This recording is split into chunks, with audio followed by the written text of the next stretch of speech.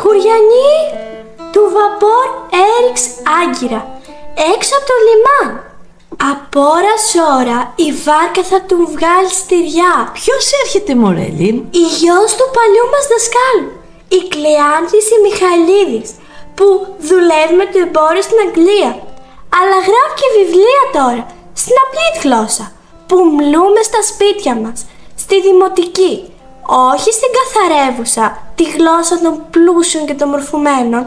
Όμως, για να μην χάσει τη δουλειά του στην Αγγλία ή κινδυνέψει η οικογένεια από τους Τούρκους στο Μόλβο, υπογράφει τα βιβλία του με ψεύκο όνομα, Αργύρης Εφταλιώτης. Αργύρης γιατί γεννήθηκε την 1η Ιουλίου στη γιορτή των Αγίων Αναργύρων, που έχουν το ξοκλήσι του στην Εφταλού, τη λατρεμένη του εξοχή. Γι' αυτό είπε και το όνομα Εφταλιώτης. Έφυγα από το νησί, μικρός και ίσια στα μακρινά τα ξένα, ίσια στην Ευρώπη, εκεί που λέτε εσείς οι πολύξεροι πως είναι τα φώτα, μα εγώ την ευρήκα γεμάτη σκότος και καταχνιά. Μία και μονάχη πόλης έχει για μένα γλύκα αληθινή, η πόλης που μου την έχει απαγορευμένη ακόμα η μοίρα, ο μόλιβός μου. 20 χρόνια μέτρωγε σκουλίκι κρυφό, της πατρίδας ο αθάνατος πόθος, που μήτε μια Ευρώπη δε σώνει να τον ξεριζώσει ολότελα. Πατρίδα μου, πρέπει άνθρωπος να σε στερηθεί για να καταλάβει την αιώνια χάρη σου. Γεννήθηκα στο Μόλιβο της Μυτιλήνης, νησί της Τουρκιάς, την εποχή εκείνη, στο σπίτι της μάνας μου.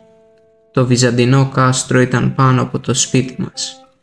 Θυμάμαι, όταν ήμουν μικρός, με ξύπναγε μες στα χαράματα η άγρια φωνή του Τούρκου αξιωματικού στα τείχη του κάστρου. Ούρλιαζε στους φρουρούς να έχουν το νου τους στους χριστιανούς. Το σπίτι μου ήταν και το σχολείο μου. Εκεί δίδασκε ο πατέρας μου, ο εθνοδιδάσκαλος Κωνσταντίνος Μιχαηλίδης. Είχε ιδρύσει το πρώτο ιδιωτικό μεικτό σχολείο του νησιού. Ήμασταν 8-10 αγόρια της προκοπής, φασισμένα να μάθουμε τι θα πει απαρέμφατο και να φέρουμε τον πολιτισμό στο χωριό, και 5-6 κορίτσια που τεχνολογούσαν τις λέξεις με τέτοια χάρη που σ' έκαναν, ήθελες δεν ήθελες, να την αγαπάς τη γραμματική.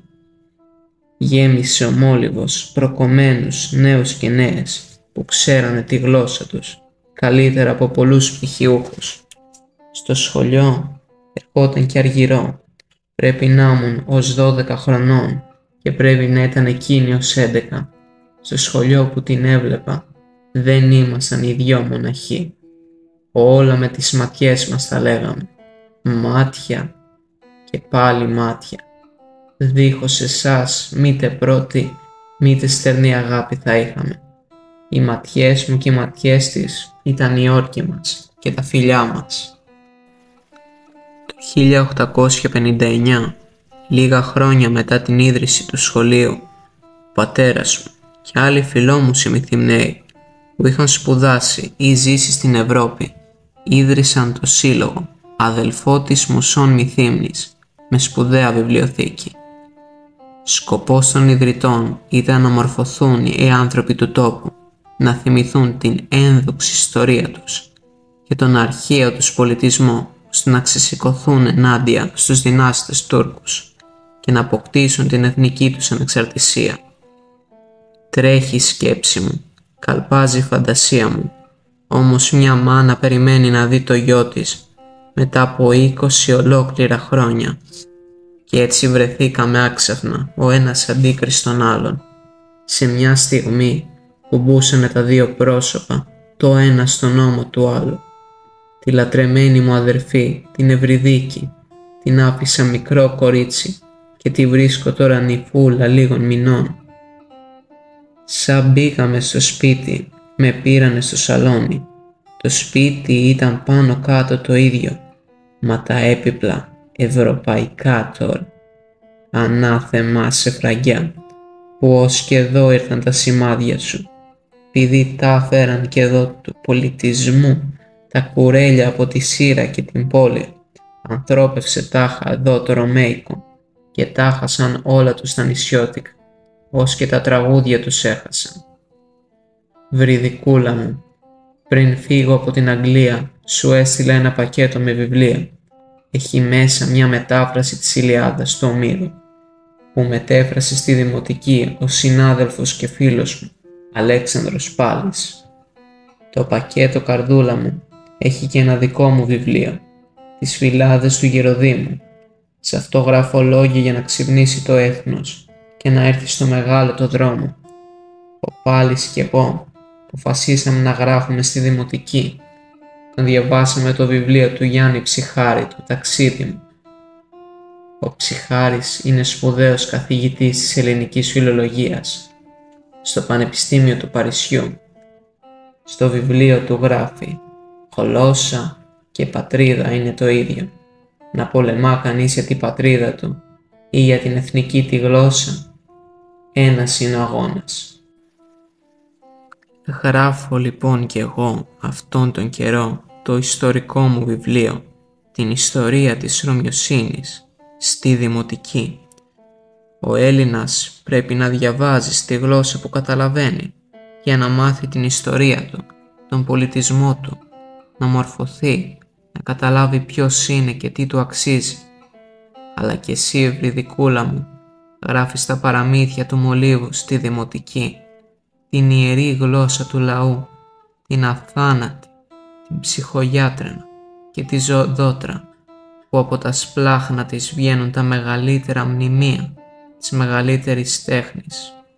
Μάνα, πάμε στην εξοχή μας, πάμε στην Εφταλού μας, στο μικρό ξεχασμένο κομμάτι του παραδείσου, ανάμεσα στα βουνά και τη θάλασσα, εκεί που σε μεθάει το θυμάρι και η λιγαριά, που σε γλυκοκοιμίζουν οι πηγές με τα κοίμητα νερά τους. Εκεί δεν θα άλλαξε τίποτα. Κι έτσι ήταν.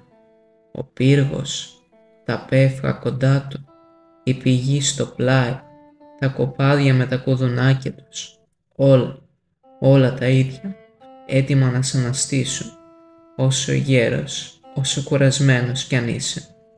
Λαδάκι μου, που έρχεσαι απ' τις ξανθές ελιές, που βίζαξαν οι ρίζες τους το χώμα που με βλάστησε, αγάπες μου ξανάφερες και θύμισες παλιές, που λέγω και το μάγιο σου από νεκρό μ' ανάστησε.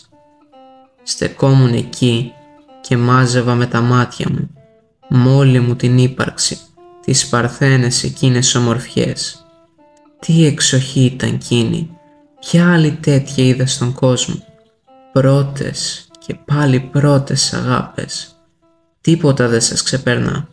Μένετε πάντα μέσα στο νου μας, όσο κι αν γεράσουμε, όσο κι αν πάθουμε και ακτινοβολάτε απάνω στην άχαρη τη ζωή μας. Η πλάση όλη είναι του έρωτα περιβόλη. Όλα στον κόσμο αγάπη ζητούν, αγάπη ονειρεύονται. Όλα γεννιούνται και πεθαίνουν και αυτή πάντα ζει. Για δαύτο λέω κάποτες πως ο Θεός είναι αγάπη. Πάμε να προσκυνήσουμε στο ξοκλήσι μας, στους Αγίους Αναργύρους.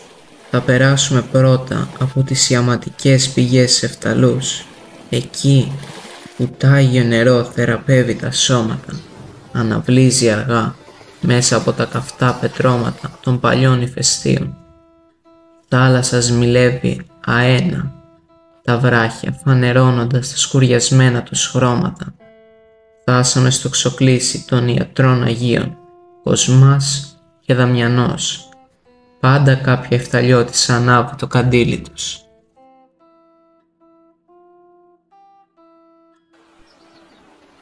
Όπως το ευχήθηκες, καρδιακέ μου φίλε και συναγωνιστή, αναπάβεσαι πια για πάντα στο ακρογιάλι της Εφταλούς, με το κύμα να σε γλυκοκοιμίζει. Θυμούμε την απέραντη καλοσύνη του Αργύρη. Ήσυχος να είσαι, Αργύρη μου, εσύ αγαπημένε, πονεμένε της καρδιάς μου, φίλε γλυκέ, αστέρα μου, από τους πιο λαμπερούς μας. Πάντα θα ζεις εσύ που με τόση πίστη, με τόσο φως εργάστηκες για τη μητέρα μας, την Ελλάδα. Γιάννης Ψυχάρης.